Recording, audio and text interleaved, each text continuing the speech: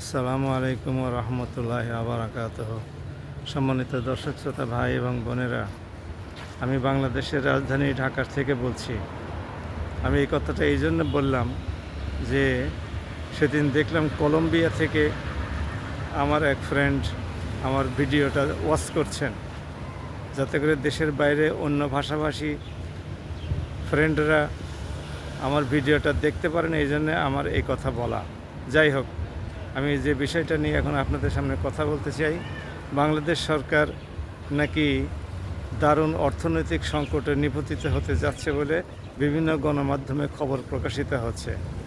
এ প্রসঙ্গে আমার একটি পরামর্শ, 1 বিলিয়ন বা 2 বিলিয়ন ডলারের জন্য বিভিন্ন জায়গায় হাত না পেতে বাংলাদেশ সরকার আমাদের প্রবাসী ভাই দ্বারা 1.5 কোটি প্রবাসী ভাই বিশ্বের বিভিন্ন দেশে কাজকর্ম করে খাচ্ছেন, তাদেরকে একটু বললেই তো হয় যে আপনারা একটু খরচের হাতটা কমান এবং বাংলাদেশ সরকারকে আপনারা রেমিটেন্স পাঠান।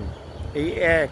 আর যারা চাঁদাবাজি দুর্নীতিতে লিপ্ত, ঘুষখোর যারা আছে, সুদখোর যারা আছে, ওদেরকে বললেই তো হয় যে আপনারা কিছু টাকা সুদ এবং ঘুষ থেকে পাওয়া, চাঁদাবাজ থেকে পাওয়া এই টাকা কিছু সরকারকে দান করেন, আমরা দেশের উন্নয়নমূলক কর্মকাণ্ড করি।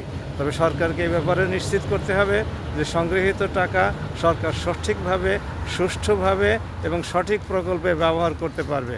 তাহলেই আশা করা যায় বাংলাদেশ সরকারের বিশ্বের বিভিন্ন সাহায্য সংস্থার কাছ থেকে হাত পাততেও হবে না, আর দ্বারে দ্বারে ঘুরে প্রত্যাখ্যাত হতে হবে না।